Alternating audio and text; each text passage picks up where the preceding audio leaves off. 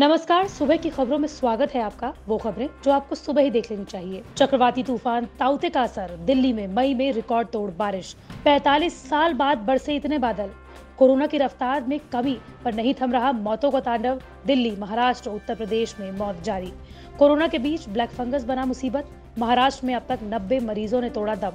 Corona से बचने के लिए लोग कर रहे हैं कोरोना देवी की पूजा। 48 दिनों से कहां हो रहा है महायज्ञ। और सुशील मोदी ने याद दिलाई एमबीबीएस की डिग्री तो भड़क गई लालू की बेटी। और क्या कह दिया। चक्रवाती तूफान ताउते ने पश्चिमी राज्यों में तबाही मचाई। इस तूफान का असर उत्तरी राज्यों तक में देखने को मिल रहा है। दिल्ली एनसीआर में कल से लगातार रुक रुक कर बारिश हो रही है।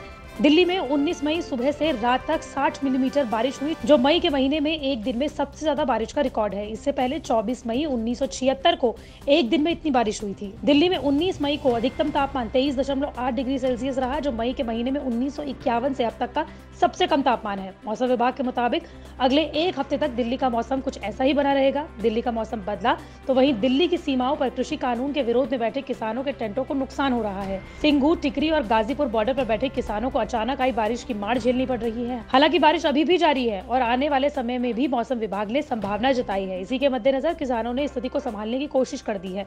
सिर्फ यही नहीं, पश्चिमी तट पर गंभीर चक्रवाती तूफान ताउते के आने के बाद अब एक दूसरा चक्रवात यास के 26 से 27 मई को पूर्वी तट पर पहुंचने का अनुमान है। विभाग ने बताया है कि उत्तर अंडमान सागर और बंगाल की पूर्वी मध्य खाड़ी में 22 मई को कम दबाव का क्षेत्र बनने की संभावना है। इसके बाद 72 घंटों में चक्रवाती तूफान में तब्दील हो सकता है। इस दौरान पश्चिम बंगाल, ओडिशा, असम और मेघालय में 25 मई से हल्की बारिश से मध्यम स्तर की बारिश हो सकती है।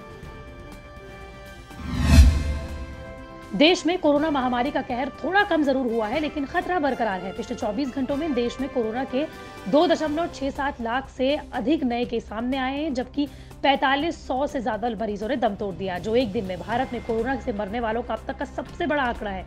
इसी दौरान 3,89,000 से ज्यादा लोग कोरोना से ठीक भी हुए।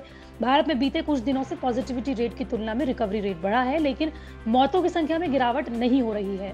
उत्तर प्रदेश में सरकारी आंकड़ों के मुताबिक कोरोना के मामलों में कमी देखी जा रही है, लेकिन अभी भी रोजाना सैकड़ों लोग इस जानलेवा बीमारी से अपनी जान गंवा रहे हैं। बीते 24 घंटों में उत्तर प्रदेश में कोरोना के 7,336 नए केस मिले और 282 लोगों की जान चली गई। तो वहीं दिल्ली में भी कोरोना के नए केसों की संख्या लगातार कम हो रही है। दिल्ली में पिछले 24 घंटों में कोरोना के 3,886 नए केस रिकॉर्ड हुए हैं, जो कि 5 अप्रैल के बाद एक दिन में कोरोना केसेस की सबसे कम संख्या है। इस दौरान 235 लोगों की जान भी गई।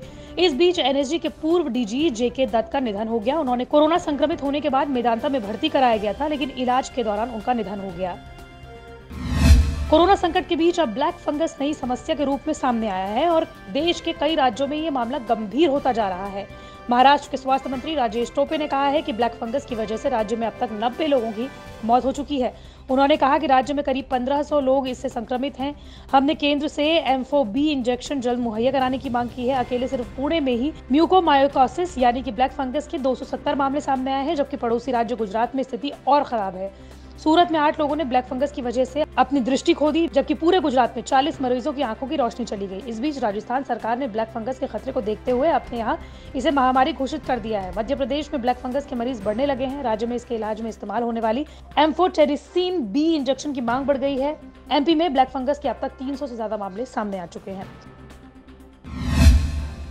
एक तरफ देश में कोरोना से तबाही मची हुई है और दूसरी ओर आस्था के सहारे कोरोना को मात देने की उम्मीद लगाने वालों की भी कोई कमी नहीं है। ऐसा ही कुछ तमिलनाडु के कोयम्बटूर के उपनगर इरुगुर में देखने को मिला। यहाँ स्थित कामाचीपुरी आदिनाम मंदिर में कोरोना देवी की मूर्ति बनाने और प्रतिष्ठित करने का फैसला किया गया है। प्रबंधन के मुताबिक ये देवी लोगों को कोरोना से बचाएगी। आदिनाम का संचालन ने ये बताया है कि ये जमीनी परंपरा रही है कि लोगों को प्लेग और बीमारियों से बचाने के लिए देवी को प्रतिष्ठित किया जाता है।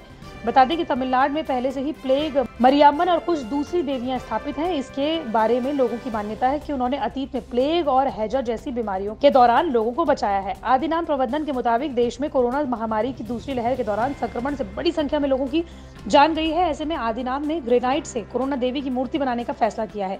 इसके अलावा विशेष प्रार्थना के लिए 48 दिन के महायज्ञ का आयोजन किया जा रहा है। इसमें आम लोगों को हिस्सा लेने की अनुमति नहीं है। महायज्ञ पूरा होने के बाद मूर्ति अपनी जगह स्थापित होगी और यहाँ पर प्रार्थना कर सकेंगे। बिहार में आरजेडी नेता तेजस्वी यादव ने अपने सरकारी आवास में कोरोना केयर सेंटर खोले जाने के मामले में तूल पकड़ लिया है। विरोधी इसे तेजस्वी की राजनीतिक नौटंकी बता रहे हैं, तो आरजेडी इसके जरिए सरकारी स्वास्थ्य व्यवस्था पर निशाना साध रही है। इन सबके बीच लगातार लालू परिवार पर हमलावर रहने वाले बिहार के पूर्व उप मुख्यमंत्री सुशील कुमार मोदी और लालू प्रसाद यादव की बेटी रोहिणी आचार्य आमने सामने आ गए हैं।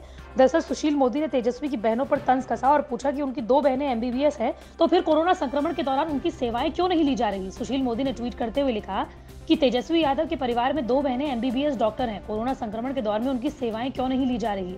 यदि राजद नेतृत्व में गरीबों की सेवा के लिए तत्परता और गंभीरता है, तो अस्पताल शुरू करने के लिए पहले सरकार से अनुमति ली जाती और उनके मानकों का पालन किया जाता। बिना डॉक्टर उपकरण स्वास्थ्य मंत्री के किसी परिसर में केवल कुछ बेड लगा देने से अस्पताल नहीं हो जाता।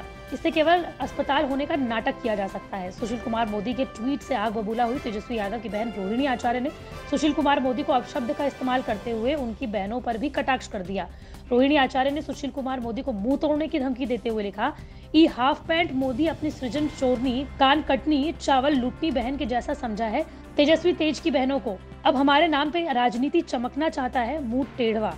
बता दें कि सुशील कुमार मोदी के ट्वीट के बाद में रोहिणी आचार्य ने 1 दर्जन ट्वीट किए हैं और सुशील कुमार मोदी को जमकर खरी खोटी सुनाई है। रोहिणी के समर्थन में आरजेडी के कई नेताओं ने कमेंट किया है।